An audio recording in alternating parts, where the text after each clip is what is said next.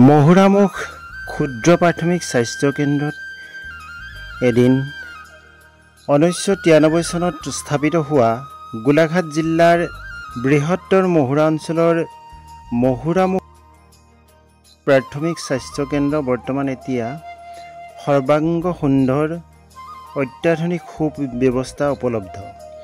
ক্ষুদ্ৰ প্ৰাথমিক স্বাস্থ্য কেন্দ্ৰৰ মূল কাৰ্যই হৈছে অঞ্চলটোৰ জনসাধাৰণক স্বাস্থ্য সেৱা প্ৰদান কৰা, ৰোগীৰ জৰুৰীকালীন সেৱা আগবঢ়োৱা। প্ৰকৃততে ক্ষুদ্ৰ প্ৰাথমিক স্বাস্থ্য কেন্দ্ৰৰ সাধাৰণ কাৰ্যসমূহ হৈছে জনস্বাস্থ্য সেৱা, স্থানীয় ৰাইজক সাধাৰণ স্বাস্থ্য সেৱা, চিকিৎসা আৰু ঔষধৰ উপলব্ধতা নিশ্চিত কৰা, গৰ্ভৱতী মহিলা আৰু শিশুক স্বাস্থ্য সেৱা আগবঢ়োৱা, সংক্ৰামক ৰোগ প্ৰতিৰোধৰ বাবে টীকাকৰণ আৰু অন্যান্য ব্যৱস্থা গ্ৰহণ কৰা, স্বাস্থ্য শিক্ষা, স্বাস্থ্য বৃদ্ধি, পুষ্টি আৰু ৰোগৰ প্ৰতিৰোধৰ বিষয়ে অৱগত কৰোৱা, 20খনৰো অধিক গাঁৱৰ বাবে চিকিৎসা সেৱা আগবঢ়াই অহা মহুৰামুখ ক্ষুদ্ৰ প্ৰাথমিক স্বাস্থ্য কেন্দ্ৰ এতিয়া ধুনীয়া হৈ পৰিছে।